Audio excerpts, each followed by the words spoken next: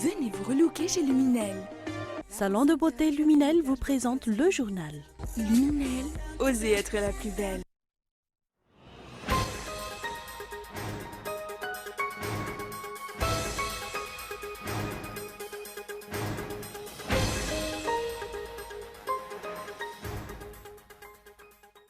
Le mouvement pour la liberté d'expression condamne l'initiative du chef de l'État de convoquer quelques journalistes pour une rencontre discrète dont le sujet principal était le code de la communication médiatisée.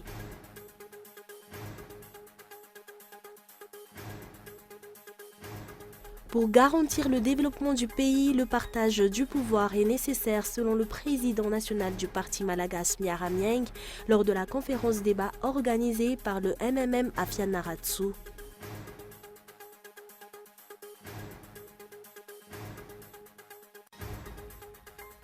Aujourd'hui, les sauveteurs italiens étaient engagés dans une course contre la montre pour retrouver des survivants du puissant tremblement de terre. Au moins 247 corps ont été retrouvés dans les décombres.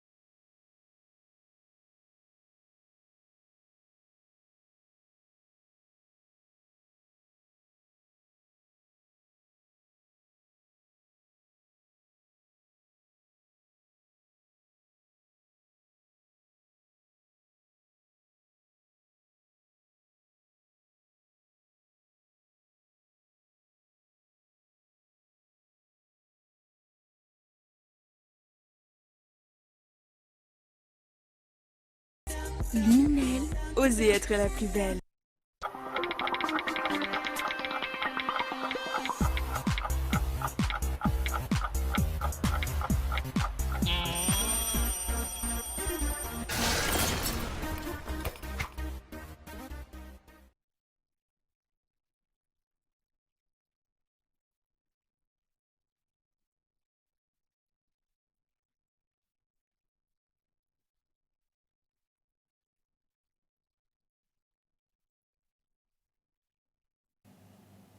Mesdames et messieurs, bonsoir et bienvenue dans cette nouvelle édition du journal en version française sur Cool TV. Nous ouvrons ce journal avec les actualités nationales. Le mouvement pour la liberté d'expression condamne l'initiative du chef de l'État de convoquer quelques journalistes pour une rencontre discrète à Yavlou mardi dernier. Une rencontre dont le sujet principal était le code de la communication médiatisée. À travers cette initiative, le chef de l'État veut diviser les journalistes et l'ordre des journalistes ont affirmé unanimement les membres de ce mouvement et les vice-présidents de l'ordre des journalistes à Tananarive et Antsihanan. Le mouvement pour la liberté d'expression prévoit ainsi de durcir davantage le mouvement de contestation du code de la communication médiatisée que le chef de l'État compte d'ailleurs promulguer. Les journalistes sont convaincus que la mise en place d'un espace de concertation ne solutionnera pas leurs problèmes. Et toujours sur le plan politique, pour garantir le développement du pays, le partage de pouvoir est nécessaire, a fait savoir le président national du parti Malagas Miaramieng lors de la conférence débat organisée par le MMM Afianaratsu. La décentralisation ne pourra être effective sans cet partage de pouvoir, a-t-il souligné, précisant par la même occasion l'importance de la confiance entre les gouvernants et les gouvernés. Les détails avec Michael Hamarla.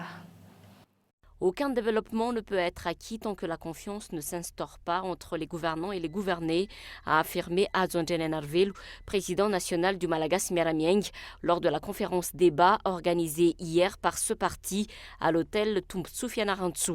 Une conférence durant laquelle Adzonjenen Arvel a souligné l'importance de la liberté d'expression et de la redevabilité des dirigeants envers le peuple.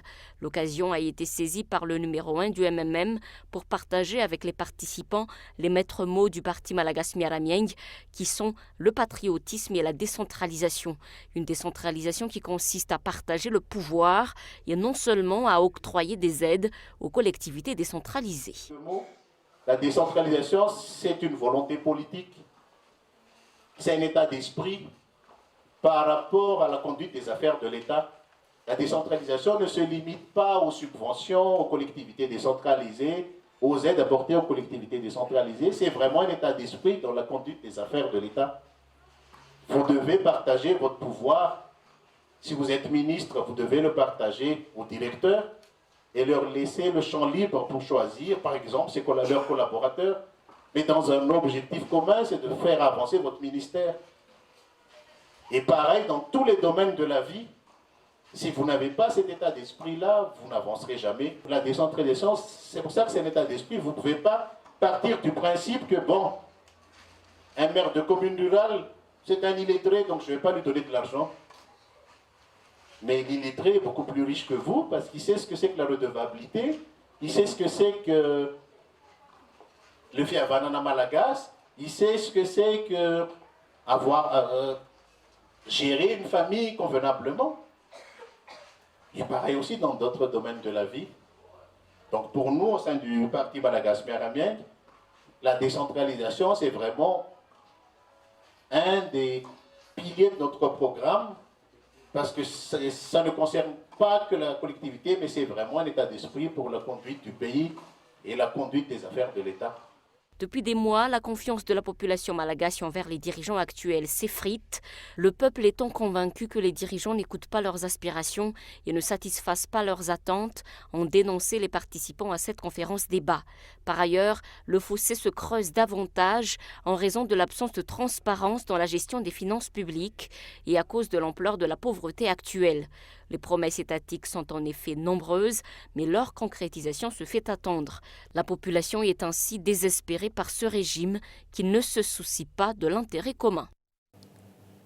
Le chef de l'État doit céder le pouvoir à quelqu'un qui n'est pas redevable au HVM, selon Petra Koutniene, président national du parti Tambach. Selon lui, les dirigeants sont entièrement responsables de la situation difficile dans laquelle se trouve le pays actuellement. Des dirigeants qui doivent tirer des leçons de l'histoire du pays, car aujourd'hui aussi, la population aspire à un changement. Gaëtan Andjiatslav. Face à la situation difficile dans laquelle se trouve le pays actuellement, le parti Tambach présidé par Petra Koutniene est sorti de son silence. Ce parti suggère que le chef de l'État cède le pouvoir à une personne qui n'est pas redevable au HVM. Monsieur le Président de la République, les dirigeants actuels ne peuvent plus satisfaire les attentes de la population.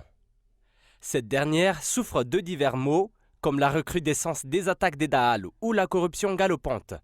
Pour résoudre tous ces problèmes urgents et éviter ainsi davantage de dégâts, le chef de l'État doit céder le pouvoir à une personne qui n'est pas redevable au HVM.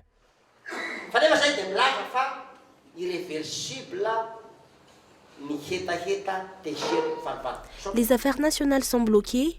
Le président de la République n'a toujours pas concrétisé les promesses qu'il a faites à la population. Il n'est pas étonnant que cette dernière veuille se révolter. Le chef de l'État ne s'est pas préparé à gouverner le pays selon le Tambach, qui constate par ailleurs que le régime actuel ne maîtrise pas ce que c'est la démocratie. La stabilité ne s'acquiert pas par la répression, souligne-t-il. Les dirigeants doivent savoir tirer des leçons de l'histoire du pays. Pour les dirigeants, la démocratie signifie qu'on doit les laisser gouverner jusqu'à ce que leur mandat arrive à terme, soit en 2018. C'est en partie cela. Mais la démocratie, c'est surtout que les dirigeants ont fait des promesses à ceux qui les ont élus et lorsqu'ils n'honorent pas leur parole, le contrat est rompu.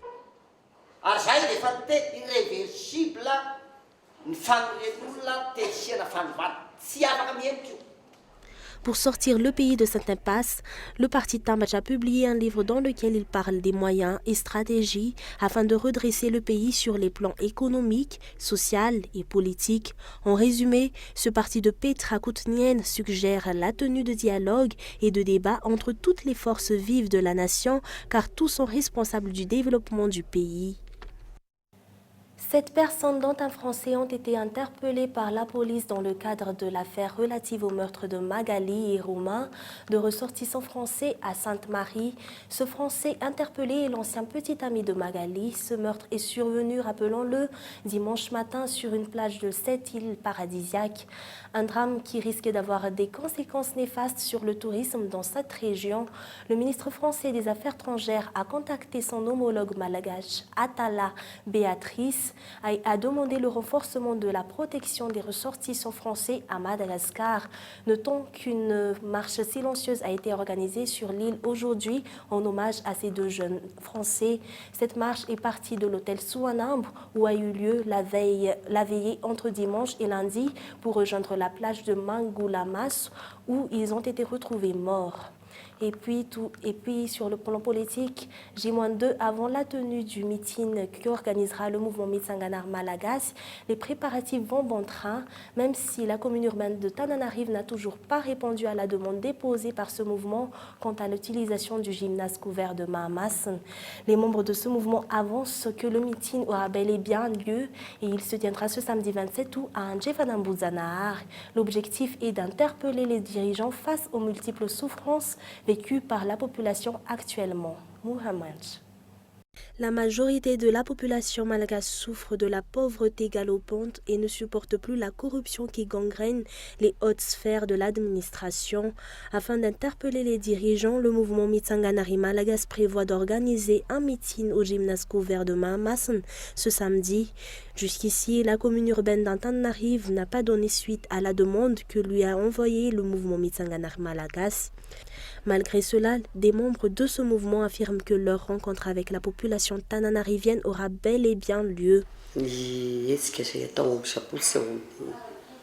Le mouvement Mitsanganar Malagasy a déposé une demande auprès de la commune urbaine d'Antananarive, mais jusqu'ici nous n'avons obtenu aucune réponse. Cependant, nous promettons à la population que ce meeting aura bel et bien lieu.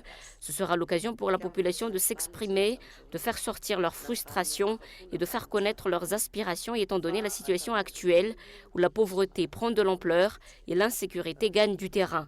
Les réalités sociales et politiques y seront évoquées. Aux dernières nouvelles, ce meeting organisé par le mouvement Mitsanganar Malagasy aura lieu à Ndjefanambuzanaar, un meeting à travers lequel il compte une nouvelle fois tirer la sonnette d'alarme.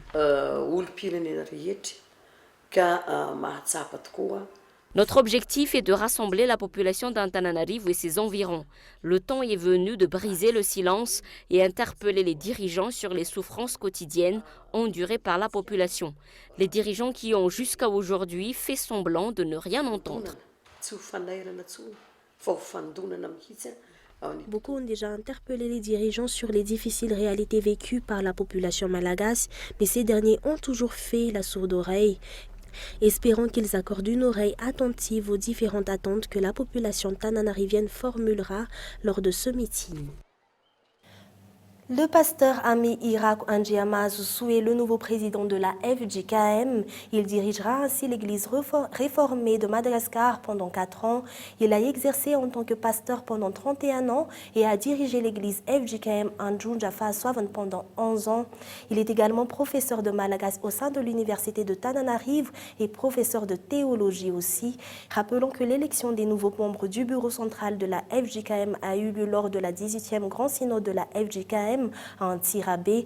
Ainsi, le pasteur Jean-Louis Zarazak et Georges Randjiamamountsou sont les nouveaux vice-présidents.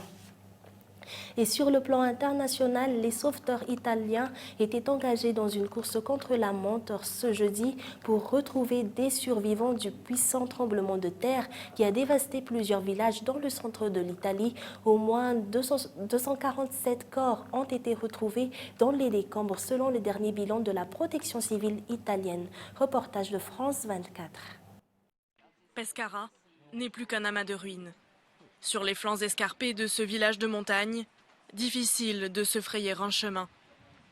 À quelques kilomètres de là, à Amatrice, les secouristes sont aidés de chiens et de pelleteuses. En tout, près de 4000 sauveteurs fouillent sans relâche les gravats des maisons. Toute la nuit, volontaires, pompiers et membres de la protection civile se sont relayés dans l'espoir de retrouver d'éventuels survivants. Beaucoup sont extraits des décombres vivants. Mais malheureusement, beaucoup de victimes que nous trouvons sont déjà décédées. Au fil des heures, l'espoir de retrouver des rescapés s'amenuise. Alors pour les sauveteurs, c'est une course contre la montre qui s'est engagée. Pour l'heure, nul ne sait combien de personnes sont encore prisonnières des ruines de leur maison. Au moins 3 villages ont été partiellement détruits. À proximité, des camps ont été installés pour les quelques 2500 personnes désormais sans abri. Certains des sinistrés ont choisi de reprendre des forces dans ce gymnase qui a résisté à la catastrophe. Les jours à venir seront difficiles sous les tentes. Puis l'hiver va arriver. Toutes les maisons sont inhabitables. Celles qui se sont effondrées, tout comme celles qui sont toujours debout, mais qui ont été gravement endommagées. La population vit également dans la crainte de nouvelles secousses. Depuis le tremblement de terre dans la nuit de mardi à mercredi, environ 200 répliques ont été ressenties. L'intervention de la Turquie en Syrie avec comme couverture des rebelles qui lui sont acquis vise à éviter que son cauchemar ne devienne réalité. La création d'un Kurdistan autonome syrien, estiment des experts. Reportage avec France 24. Cette colonne de blindés turcs s'engage en territoire syrien pour rejoindre le reste des opérations. Des chars, mais aussi des camions et des ambulances. Une offensive éclair lancée par les rebelles syriens et soutenue par Ankara. Les membres de l'armée syrienne libre ont repris la ville. Ils contrôlent les bâtiments gouvernementaux et les structures officielles. D'après ce que l'on sait, Daesh a fui Jarablus. De l'autre côté de la frontière, des colonnes de fumée s'échappent toujours de la ville de Jarablus, reprise la veille en l'espace de quelques heures aux mains de l'organisation État islamique. Située à quelques kilomètres de la frontière, la ville était tenue par les djihadistes depuis 2013. Jarablus constituait pour eux un point de passage stratégique pour s'approvisionner en armes et faire entrer et sortir ses combattants de Syrie. L'opération baptisée Bouclier de l'Euphrate est la plus importante lancée par la Turquie depuis le début du conflit syrien. Mais Ankara cherche avant tout à empêcher toute tentative des Kurdes de Syrie de créer une unité territoriale autonome le long de sa frontière. D'autant plus que les forces kurdes ont progressé ces derniers jours vers le nord, une progression qui embarrasse les Américains. En visite en Turquie, Joe Biden a demandé aux milices kurdes de faire demi-tour. Nous avons été très clairs. Les éléments du PYD qui font partie de l'armée syrienne libre doivent se retirer de l'autre côté de l'Euphrate. S'ils ne respectent pas cet engagement, ils ne pourront pas et n'auront pas le soutien des États-Unis. Cette offensive turque est également une riposte après l'attentat suicide de Gaziantep. Samedi dernier, un kamikaze a tué 54 personnes lors d'un mariage. Une attaque qui porte, selon Ankara, la marque du groupe État islamique. Et avant de vous quitter, voici brièvement les principaux titres développés dans ce journal. Le mouvement pour la liberté d'expression condamne l'initiative du chef de l'État de convoquer quelques journalistes pour une rencontre discrète dont le sujet principal était le code de la communication médiatisée. Pour garantir le développement du pays, le partage du pouvoir est nécessaire selon le président national du parti malagas Miaramieng lors de la conférence débat organisée par le MMM à Fianarantsoa. Et aujourd'hui, les sauveteurs italiens étaient engagés dans une course contre la montre pour retrouver les survivants du puissant tremblement de terre. Au moins 240 corps ont été retrouvés dans les décombres. Et c'est la fin de ce journal. Merci de nous avoir suivis jusqu'à la fin. On vous donne rendez-vous demain à la même heure. Très bonne soirée et excellente suite de programmes sur Cool TV. Au revoir.